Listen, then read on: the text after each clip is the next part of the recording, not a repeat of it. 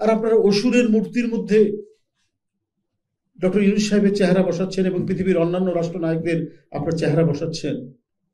যখন এই যে অধঃপতন শুরু হয়, যে দেশে আমি আগেও বলেছি অবন ঠাকুর যামিনীরা রামকিঙ্করের জন্ম লাভ করে, সেখানে যখন এই পরিস্থিতি হয় বুঝতে হবে রাজনীতিতে সেখানেও একটা অবক্ষয় চলছে। মোদির নেতৃত্বে ভারতে যেন অন্ধকার যুগ, মধ্যযুগ প্রতিষ্ঠিত হয়েছে বলে আজকে সেই অবস্থা। আমি মনে করি যারা রাজনীতি করছেন তাদেরও কোনো না কোনো মাধ্যমে শিল্পের চর্চা করা উচিত।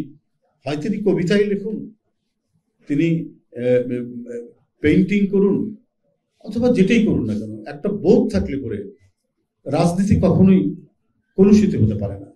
আর একজন প্রখ্যাত রাষ্ট্রবিজ্ঞানী বলেছেন যে politics is the super fine arts. তো রাজনীতিকে সুপার ফাইন আর্টস বলছেন, যেটা এখানে সাত্তার স্যার বললেন যে কিভাবে এদেশের মানে সাংস্কৃতিক জগতের উন্নতি করা যায়, সেটা নিয়ে জিয়াউর রহমান ওনার সাথে অনেক আলোচনা করেছেন, অনেক কথা বলেছেন।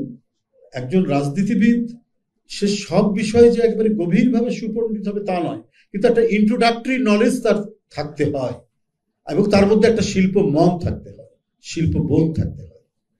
সেটা ছাড়া একজন পরিপূর্ণ রাষ্ট্রনায়ক হওয়া যায় না বলে আমি মনে করি। এটা আপনার এই যে রং, রেখা, আকার, সুর, আলো, টেক্সচার, এই যে উপাদানগুলো দিয়ে একজন শিল্পী একটা দ্বিমাত্রিক পৃষ্ঠে, এই যে যেগুলো আমরা দেখছি মানে পেইন্টিং, সব দ্বিমাত্রিক পৃষ্ঠ, হয় ক্যানভাস আর না হলে কাগজ, এর মধ্যে তার তার চিন্তার জগৎ, তার অনুভূতি সব প্রকাশ করছে। অর্থাৎ তার একটা বিশ্ব জগৎ প্রকাশ করছে একটা দ্বিমাত্রিক, 2 ডাইমেনশনাল একটা পৃষ্ঠের মধ্যে। কি অসাধারণ মানে অনুভূতির প্রকাশ ঘটে একটা পেইন্টিং এর মধ্যে, একটা চিত্রশিল্পের মধ্যে। যারা এই যে এক ঝাঁক কিশোর কিশোরী বলবো, তরুণ তরুণী বলবো, যারা এই কাজের সাথে যুক্ত আছেন, আমি মনে করি তারা অসাধারণ কাজ করছেন বা শিখছেন, এবং তারা যে অবদানটি এখানে যতটুকুই রাখুন, এটা হয়তো ভবিষ্যতে এদের মধ্যে থেকেই অবন ঠাকুর বেরোবে, যামিনী রায় বেরোতে পারে, পিকাসো বেরোতে পারে, কিন্তু এদেরকে টিটোরা যে দায়িত্ব নিয়েছে সেই দায়িত্বটা অব্যাহত রাখতে হবে। এরা যেন মাঝপথ থেকে আবার বিচ্ছিন্ন না হয়ে যায়।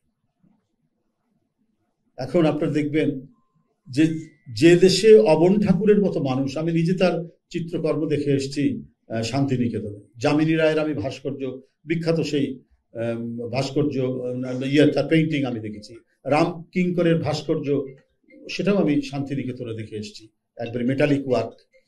তো মানে সেই দেশে মানুষেরা আমাদের প্রধান উপদেষ্টার চেহারা আপনার অসুরের মূর্তির মধ্যে লাগাচ্ছে। কারণ একটা জাতির কিন্তু যেমন উন্নয়নও ঘটে, আবার ডিকাডেন্সও হয়, অধঃপতন হয়। যেখানে রবীন্দ্রনাথের মতো এত বড় চিত্রশিল্পীর জন্ম হয়, অবন ঠাকুরের মতো, স্যার যার নাম বলেন অবনীন্দ্রনাথ ঠাকুর, যামিনী রায়, রাম কিঙ্কর, কার কথা বলবো, মকবুল ফিদা হুসাইন, যে দেশে জন্মলাভ করে সেই দেশ কত নিম্নরুচির পরিচয় দিচ্ছে। যে বাংলাদেশের প্রধান উপদেষ্টা, আপনার সাথে আমাদের কিসের এমন যায় আসে? আপনারা আপনাদের নিজস্ব ভাবে দেশ এগিয়ে নিয়ে যাবেন, আপনারা আপনাদের নিজস্ব শিল্প, সংস্কৃতি, অর্থনীতি, আপনাদের ডেভেলপমেন্ট আপনারা করবেন। তো আপনারা পার্শ্ববর্তী একটা দেশের কে ভালো কে মন্দ আপনারা বিচার করার কে? আপনারা মানুষের মধ্যে এই বিচারটা কেন আসছে? একজন নোবেল লরেট ব্যক্তি, একটা গুণীজন, আমরা আমাদের দেশে, উনি সরকার চালাচ্ছেন, ভালো মন্দ নিয়ে আমরা যারা দেশে রাজনীতি করি আমরা কথা বলবো। আর আপনারা অসুরের মূর্তির মধ্যে ডক্টর ইউনূস সাহেবের চেহারা বসাচ্ছেন এবং পৃথিবীর অন্যান্য রাষ্ট্রনায়কদের আপনার চেহারা বসাচ্ছেন। যখন এই যে অধঃপতন শুরু হয়, যে দেশে আমি আগেও বলেছি অবন ঠাকুর যামিনীরা রামকিঙ্করের জন্ম লাভ করে, সেখানে যখন এই পরিস্থিতি হয় বুঝতে হবে রাজনীতিতে সেখানেও একটা অবক্ষয় চলছে। মোদির নেতৃত্বে ভারতে যেন অন্ধকার যুগ, মধ্যযুগ প্রতিষ্ঠিত হয়েছে বলেই আজকে সেই অবস্থা। সেই দিক থেকে আমরা যাই বলি না কেন, এখানে যাই হোক, এখানে ধর্মপ্রাণ মানুষ আছে, বোধ হিন্দু মুসলমান সবার ধর্মপ্রাণ আছে। এবার পুজোও কত আনন্দের মধ্যে দিয়ে হয়েছে। আমাদের শঙ্কা ছিল যেখানে হয়তো মানে দেশ বিদেশের অনেক স্যাবোটেজ হতে পারে, অন্তর্ঘাত হতে পারে, কিন্তু আমরা প্রত্যেকে কেয়ারফুল ছিলাম। প্রত্যেকটি মানুষ, আমি বলবো যে কোনো পলিটিক্যাল পার্টি না, প্রত্যেকটি মানুষ, এখানে বড় সংখ্যাগরিষ্ঠ মানুষ তো মুসলমানরা, তারাও কেয়ারফুল ছিল। এদেশের আলেম ওলেমা, মাদ্রাসার ছাত্র প্রত্যেকে কেয়ারফুল ছিল যে এখানে যেন পূজাতে যেন কোনো ধরনের মানে বিশৃঙ্খলা বা নাশকতা তৈরি না হয়। এটাই আমাদের অহংকার।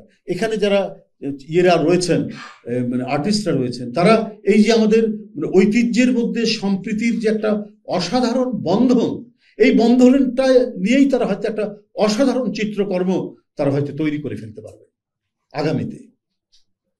এবং এটাই হচ্ছে আমাদের গৌরব, এটাই হচ্ছে আমাদের অর্জন।